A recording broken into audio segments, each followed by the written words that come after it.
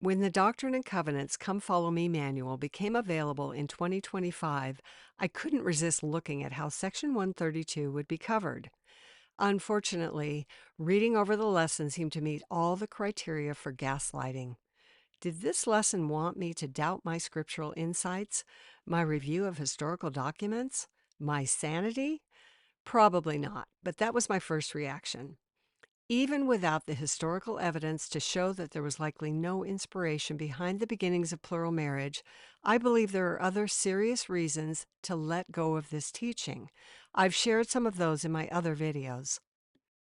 In this video, I'm going to consider whether we're following the Savior in the Section 132 portion of the Come Follow Me lesson. This, of course, will be my opinion. Why am I concerned about this if we don't even practice it?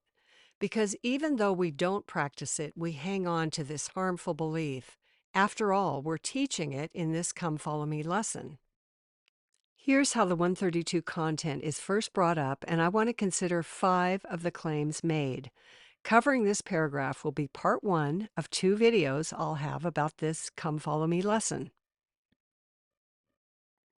The first claim in the lesson related to 132 says, sometimes God may ask us to do things that seem uncomfortable. Uncomfortable is an interesting word choice to describe how those being asked to live this principle might feel. A husband being asked to take subsequent wives would see the sorrow and mourning of the women involved. Women's suffering is in all places where this lifestyle is practiced, not just among the Nephites. So a husband may recognize that his bad example is causing this heartache and will work to his detriment before God, who is his judge. A husband should feel uncomfortable. A wife being threatened with destruction if she doesn't sanction her husband taking other wives would likely feel uncomfortable also. In my third video, I shared how it seems everyone is uncomfortable or tormented when they first hear of this principle. Even Brigham Young was. If we discount these spiritual warnings and disregard women's suffering, are we following the Savior? The second claim I would question in this opening paragraph says, the commandment no longer stands today. Does this commandment no longer stand today? Section 132 is part of our scriptural canon. The wording seems clear that this revelation must be obeyed. And I'm not alone in this interpretation because even in our day, some have left the church to obey this law and live polygamy. Besides, we may not be living plural marriage, but this is still considered an eternal principle with widowed or divorced men sealed to additional wives in the temple. This law has not been revoked. I want to mention that I recognize that Section 132 might be based on another document or revelation Joseph received that had nothing to do with plural marriage. It would have been about monogamous eternal marriage. Among other things, this is explained in an excellent video by Gwendolyn Wine about D&C 132. It's linked in the description. But in the meantime, 132 is the section in our scriptural canon. Its message of many wives and concubines stands, and its message states that this principle must be obeyed. Jesus said the second greatest commandment is, thou shalt love thy neighbor as thyself. Does obeying Section 132 allow us to follow the Savior and reflect the love he wants us to have for others?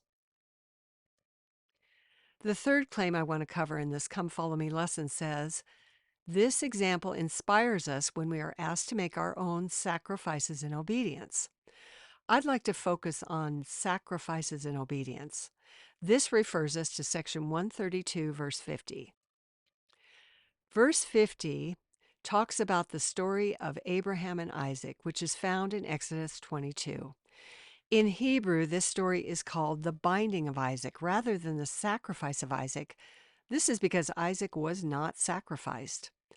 However, Abraham was surrounded by cultures that sacrificed children. Human sacrifice was a common practice. Some Bible scholars believe this dramatic story of Abraham almost sacrificing his son was given to emphasize that God forbids and condemns human sacrifice. Isaac was not sacrificed in this Old Testament story. but what about women living under Section 132? No, they were not killed, but weren't their lives and happiness sacrificed? As multiple wives, women who believed what they were told about this doctrine went against their God-given nature. They desired what were denied a husband who would cleave unto them alone as God intended. They were denied a father who would solely invest in their children. Similar to the sad polygamy stories in the Old Testament, multiple wives in the early church were robbed of God's plan for marriage and families. However, a woman who believes in Section 132 has a unique challenge, something that was not part of what Old Testament polygamous wives and concubines endured. Latter-day women who believe 132 believe they will eternally be multiple wives. Some women view this as an eternal sacrifice. The possibility of eternal plural marriage is only a modern fate, not an Old Testament fate. The Bible never presents anything like the never-ending polygamy principle of D&C 132. My third video considered how women go against their God-given nature to live polygamy. Is this sacrifice in obedience to what is taught in 132, following the Savior, or going against his intention for marriage and families? This fourth claim again references Abraham's offering in verse 50. The Come Follow Me lesson states that Abraham's obedience should inspire us to make our own sacrifices in obedience. Perhaps we could compare Abraham's example to any effort we make to obey God. But this Come Follow Me paragraph is about Section 132, and 132 uses Abraham as the example. So I think we need to ask if Abraham's example should inspire us to obey what is in Section 132. Let's compare Abraham's obedience in being willing to sacrifice his son to a church member's obedience to live the law presented in Section 132. Abraham was willing to sacrifice his only son. On the other hand, church members under 132 are willing to sacrifice their wives. Abraham did not sacrifice Isaac. God abhors human sacrifice, whereas women are sacrificed under 132, and God, in Section 132, seems indifferent to their suffering. This trial given to Abraham would impact his family only. Abraham did not tell his neighbors or anyone else that they should sacrifice their children. However, Section 132 says one on the earth with the keys will encourage others, including those outside of his family, to make the sacrifice of living polygamy. Abraham heard directly from God and was told what he should do. In contrast, those obeying the sacrifice of plural marriage hear from someone else who tells them what they should do. If they do what he says, they marry multiple wives. I'd like to say something about sacrifice. My second video focused on how everyone practicing polygamy is harmed. Lower status men are denied wives, children may be deprived of a father's attention, societies overall are harmed. So regardless of who is involved or where polygamy is practiced, the harms are universal. Perhaps some would call this overall harm a sacrifice that should inspire us. No, I think the damage is a natural consequence because this is not the pattern God set for families. While everyone is harmed or sacrificed, women are the most obvious victims, and in 132 they are targeted and treated harshly. I believe the tone of 132 sets the tone for women's treatment wherever and whenever 132 is followed. We know women had little choice or power in the early church. The documents show that they were often trying to safeguard themselves when they defended this lifestyle.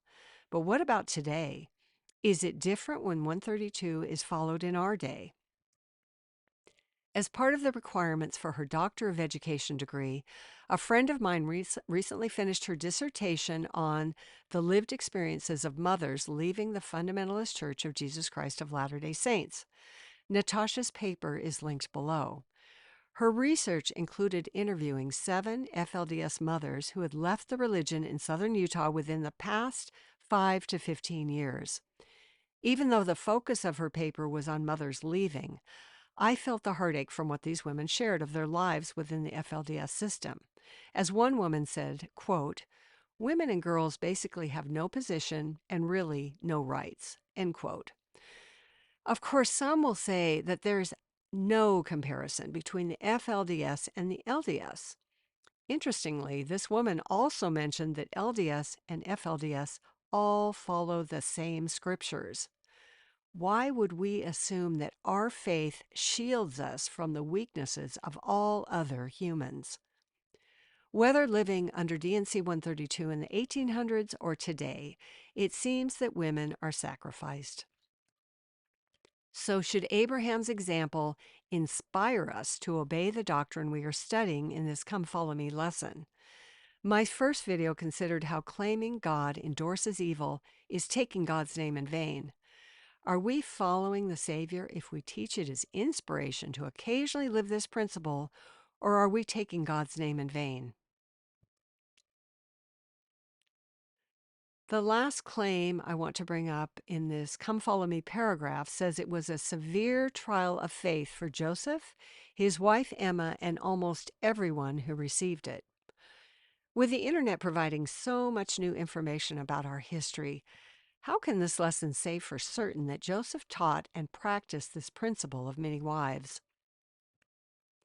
The church recently posted a news release stating that 3 new pages were added to topics and questions on the church's website, and one of the pages was on plural marriage. There was nothing new in this recent plural marriage essay. We were reminded that Joseph started the practice, not Brigham. We were also reminded that because this practice was kept secret, we can't know much about its beginnings. But during their lifetimes, Joseph, Emma, and Hiram consistently condemned polygamy under whatever name it was called. Should we assume they're not telling the truth? Joseph Told the Truth has been seen on billboards in Utah. Church members want this addressed. We don't need a news release or essay that provides vague answers to vague questions based on old information. Instead, we need specific responses to specific questions based on new historical research. I'm going to mention just 2 items that I think should be addressed. For years now, in multiple places, Joseph's October 5, 1843 journal entry has been cited. I'm terrible with dates, but I have this date memorized. Yet, to my knowledge, the church has not addressed this. In this October 5th entry, Willard Richards wrote Joseph's words, which said Joseph forbids polygamy. After Joseph's death, his words were changed to say that sometimes God directs polygamy. Also added was that one on earth holds this power and the keys. From the explanation on this Joseph Smith Papers website, which is linked below, these changes happened at least 10 years after Joseph's death, and they made it into the manuscript history of the church. They also made it into D&C 132. Here's the digital copy of this edited journal entry. Everything within angle brackets was added. I think a much better news release would explain all this. Who did this? Why did they make these changes? Doesn't this deserve a news release or an essay by itself? Tell us how Joseph's words could go from this, while he was alive, Joseph forbids it and the practice thereof, no man shall have but one wife, to this, long after his death. According to the law, I hold the keys of this power in the last days, for there is never but one on earth at a time on whom the power and its keys are conferred. And I have constantly said, no man shall have but one wife at a time, unless the Lord directs otherwise. Another possible change to the history is the recent finding indicating that the revelation that would become 132 was edited or written as late as 1852. We have been taught that this polygamy revelation came from a copy made by Joseph Kingsbury of Joseph Smith's exact words. Joseph died in 1844, and the revelation was announced August 29, 1852, at a special conference in Salt Lake. The recent findings looked at the Willard Richards copy of the polygamy revelation from the Church History Catalogue. On the manuscript, Faintly written is EX as altered in pencil August 7, 52.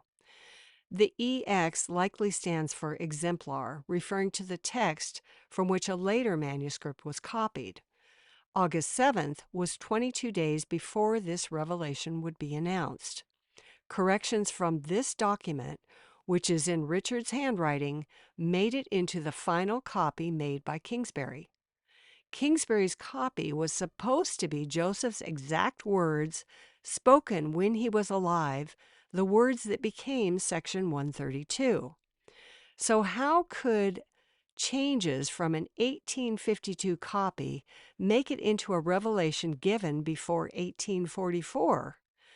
Again, I think a better news release would answer what these findings mean. Did Joseph even write this polygamy revelation? And if he did, why was it being edited long after his death, just before it was released? This new information was brought to light in this Still Mormon video, explained in this Rob Fatheringham video, and summarized clearly in this Sunday Musings video. They're all linked in the description. If we're not certain that Joseph condoned and started this practice, are we following the Savior if we attribute all of this to him? I usually end my videos with a meme of a cockroach and an ice cream sundae. But while a cockroach is creepy, it's relatively harmless. So I've decided the cockroach comparison to polygamy falls apart. There are some verses in Section 132 that are harmless and may even have been inspired. I don't know. But taken as a whole, with the overall message of how to justify having many wives and concubines, is this following the Savior, or is this theological apostasy? I'll be back with part 2 to finish the lesson.